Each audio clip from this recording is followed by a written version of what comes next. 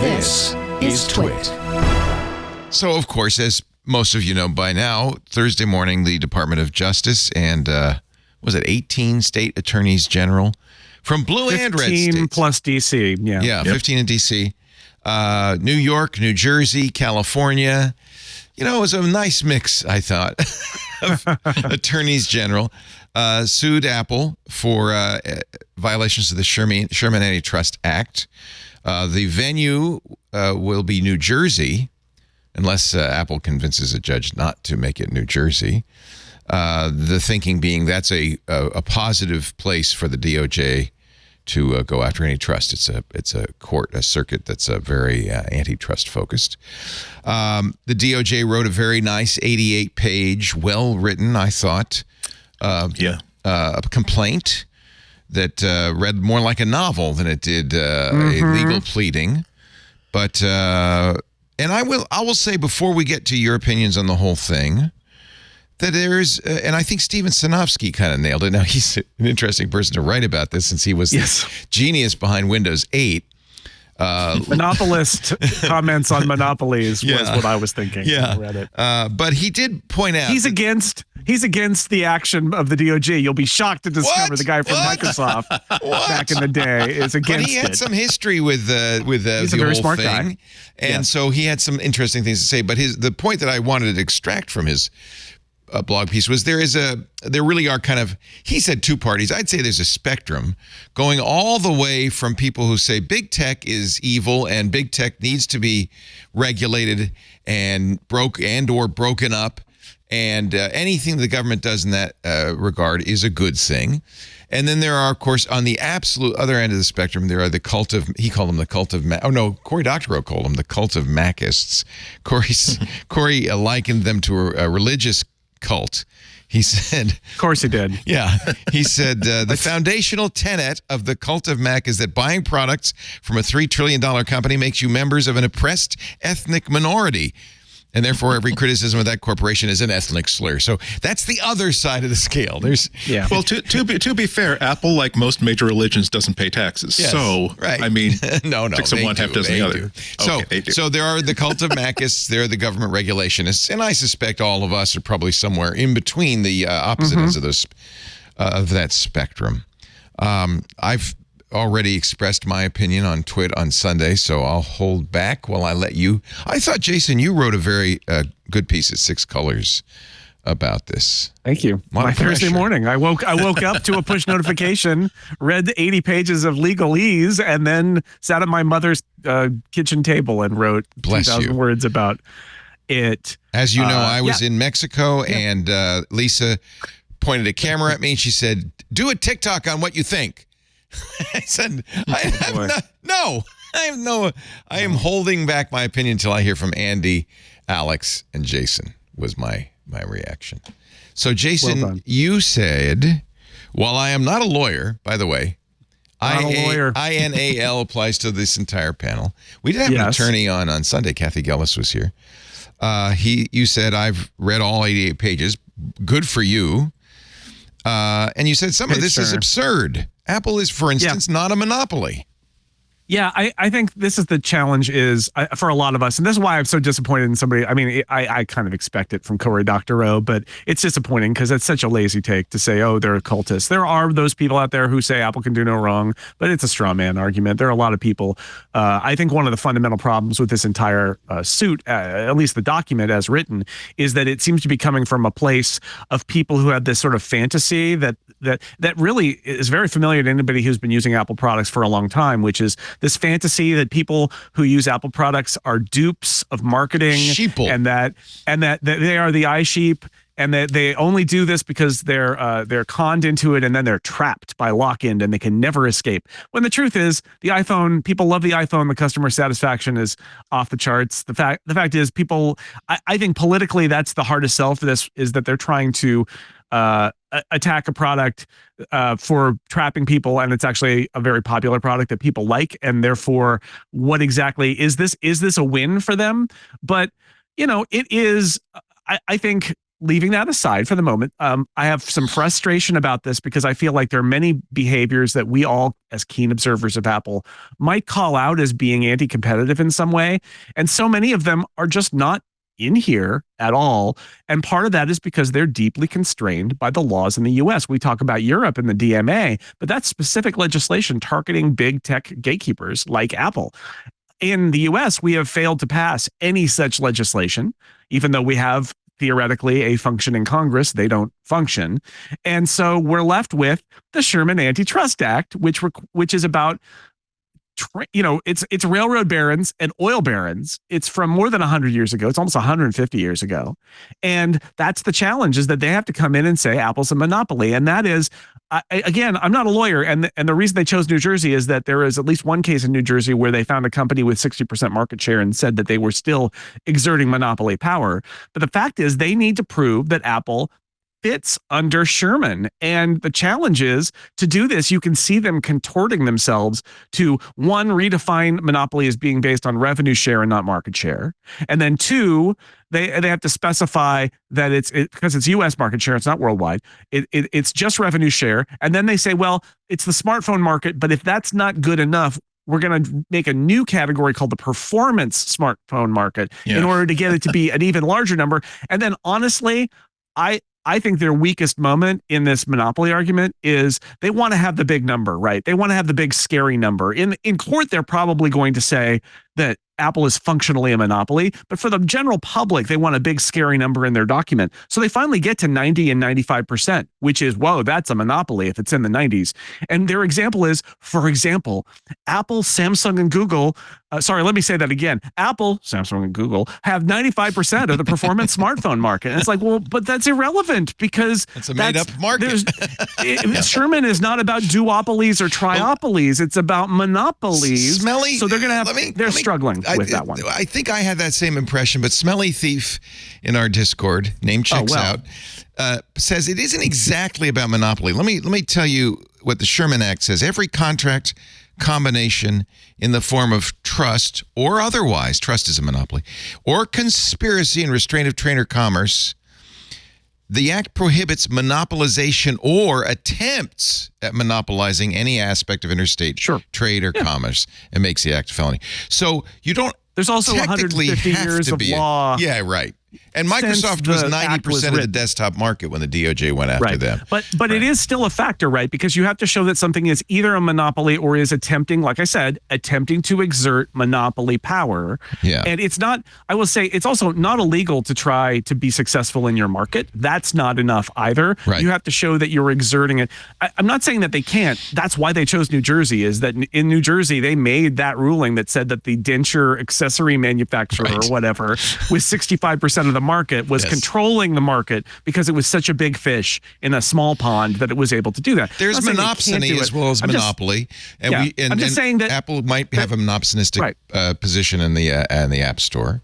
Right. And again, not a lawyer, but I just want to say that the challenge here is that they have to use Sherman. Like, they have to. Right. They have to use Sherman and all the law around it because, and so when all of us reacted, they're like, well, what about this? And what about this bad thing that Apple does? And what about this thing? And the answer is they didn't think that they could use that in the framing of Sherman because they have no 21st century legislation to use. They only have 19th century legislation and the case law that's built up around it. And it's going to be a challenge for them. I'm not saying they can't do it. I'm just saying that there's going to be a real argument that this is actually a brutally competitive market worldwide and that carving it into the US and then rev share and then performance smartphones in order to try and prove that Apple has this kind of power, there's a strong counter argument that the court may buy it or they may not buy it, but like it's a case that they, even in this document, I would say you can see them sweating to make it. Yeah, I would also so it's good we should clarify what Sherman says, and we know we have a Congress that passed 27 laws in the last year, so they're not exactly an activist Congress in this regard, despite the fact that I think both the Lena Khan at the FTC and others have said, please give us some tools. Like the DMA in Europe. Kathy Gellis on Sunday, who is, again, an attorney, made the point, maybe this is a good point, I don't know what you think, Andy, that it really is an attempt to attack the notion of a walled garden. that it's not necessarily about a monopoly, but about the fact that Apple wants to create a lock-in with its ecosystem. Yeah, that was definitely one of the consistent themes that they were making throughout that whole the whole complaint. I mean, they're also smart enough to put like one of the money quotes right in the preamble, where they quote an internal Apple communication where they're talking about why they have to keep people locked into Apple and how they have to. I'll read this if you want. This is actually the first paragraph. It's very good. In 2010, it reads like a magazine article, like this is from the New Yorker. In 2010, a top Apple executive emailed Apple's then CEO, Steve Jobs, about an ad for the new Kindle e-reader. The ad began with a woman who was using her iPhone to buy and read books on the Kindle app, and then switches to an Android smartphone and continues to read her books using the same Kindle app. The executive wrote to Jobs, one, quote, message that can't be missed is that it is easy to switch from an iPhone to Android, not fun to watch. Geez, you really shouldn't put that in writing. Jobs was clear in his response. By the way, this is 2010. This is 14 years ago. When they had 15% market share, right. I'll just point Jobs was clear in his response. Apple would force developers to use its payment system to lock in both developers and users on its platform.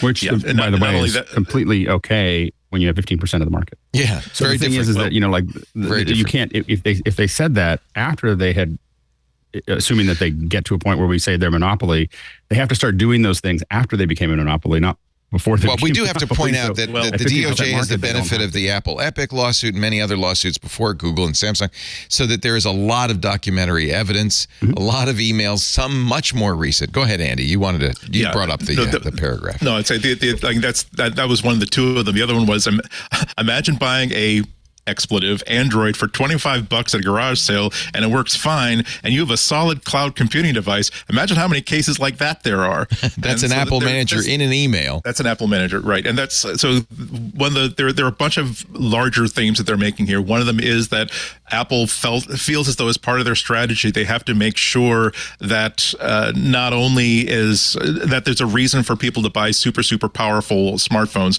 which is one of the reasons why, as we've been saying, they created this category of premium smartphones to say this is the market that they're trying to defend. But it's more than that.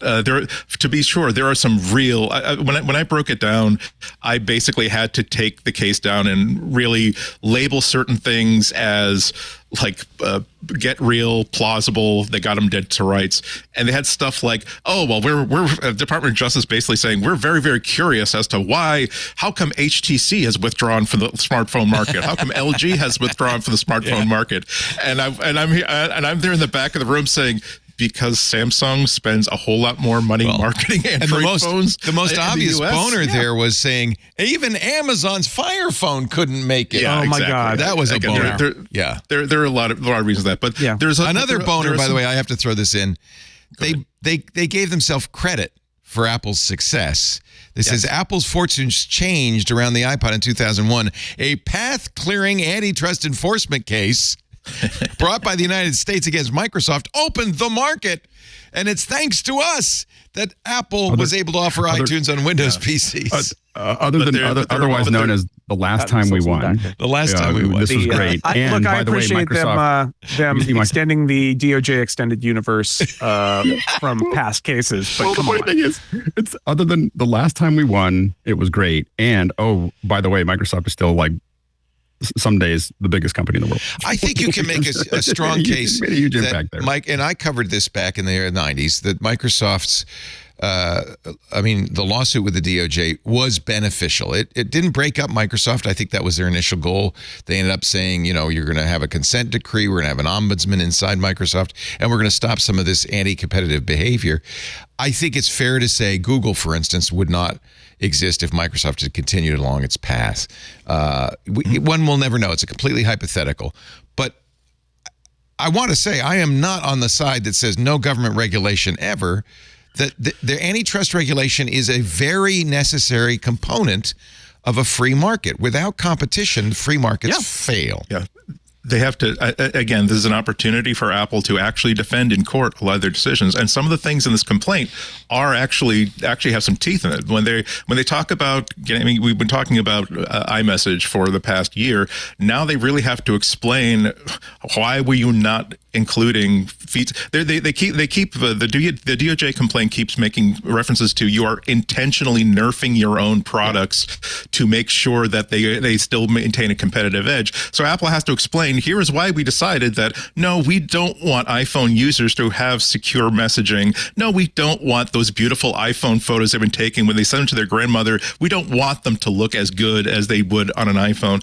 They also had a big section on Apple Pay about saying the EU has made a big point of, well, how come you're not allowing outsiders to have access to the NFC chip? And a lot of the reason could be, we just don't like the security opening that creates. But they're also applying that correctly by saying, well, that means that if I want to do tap to pay through an iPhone, why do I have to do it through Apple Pay? Why can't I just allow my bank to directly do that transaction itself? Why are you taking 0.15 of a cent, I think it is, off of every transaction? As they have to really defend a lot of these things. So there's a lot of things that are really, really silly. We won't go into every one of them, but there are some of them that will probably contribute to some sort of a settlement. Remember that it wasn't necessarily when the DOJ talks about the victory of the Microsoft Internet Explorer case, it wasn't that. It wasn't that they found a conclusion and Microsoft was sent to the dock. It ended the way that most of these things end, with some sort of a negotiation. As the trial goes on, the government figures out the arguments that they were making that aren't really landing. The defendant figures out some arguments that, we are really having trouble figuring this out. I think we can negotiate a better out of this than we're going to get if we let this go all the way to the very, very end. So I do think that this is going to end in probably a better environment for users. But in any event, one of my maxims is that I think that antitrust actions like this are very, very valuable, because they at least force a company like Apple to stop saying, well, because we told you so, or well, because we know what's best. No one else knows what's best for our users. Great. That's fine. You should be able to prove it, and you should not have 80 gigabytes worth of internal emails contradicting what you're saying in public. Yeah. Antitrust is a blunt instrument, though, and I think that what bugs me about this is that there are things that we all could point to that I think are not illegal, and that probably should be. But in Europe, they actually tried to pass some legislation to talk about some of those issues that are more appropriate. And so I agree with you, Andy, in the sense that antitrust is all they got, and barring an act of Congress. And so, you could say they're being activist and that they're doing this for political reasons. You could say that this is the only line of defense in the entire U.S. to a company as big and powerful as Apple. I can see the merits in both of those arguments.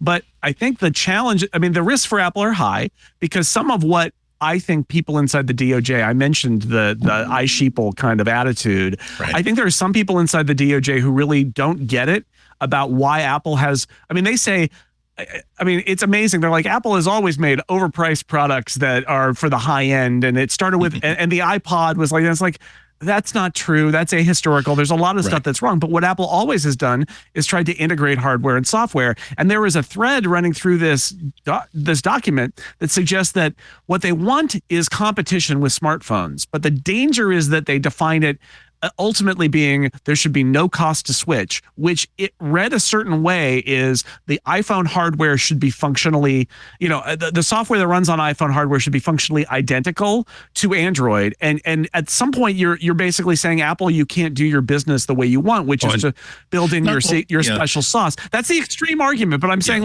what we have to do is kind of find some sort of middle ground. And Apple has done itself no favors. I think the Apple Pay argument is a great one, because I would argue that Apple built Apple Pay the way it did because it needed, in order for it to get it to be successful, it wanted complete control so it could launch that product in a market that had resisted contactless payment for ages. And they didn't want to go out with a bunch of bank partners that they have to beg to write into an NFC API in different ways from different apps and have it be all scattered. So I think their strategy was, we're just going to put it in the wallet app and we're going to let you put in your credit card number and connect it. And that's Apple Pay. I think that that's why Apple Pay succeeded.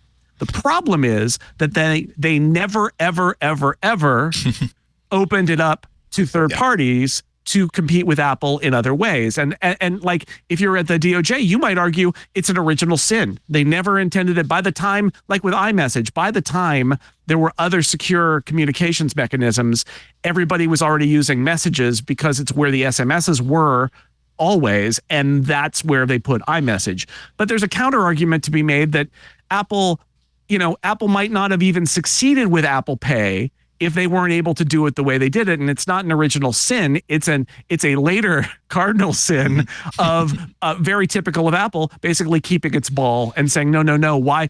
Because I feel like a lot of their attitude is not, we can't compete, which I think comes through in the document. It's like they're afraid of competition. I'm not sure how afraid they are of competition. It's more like this imperious, why compete if we don't have to? Well, we own the real estate, so we're not going to bother. And I think that's where they get in trouble. Hey, it's Leo Laporte. If you enjoyed this little snippet of our programming, make sure you check out the full MacBreak Weekly. The link is right down there.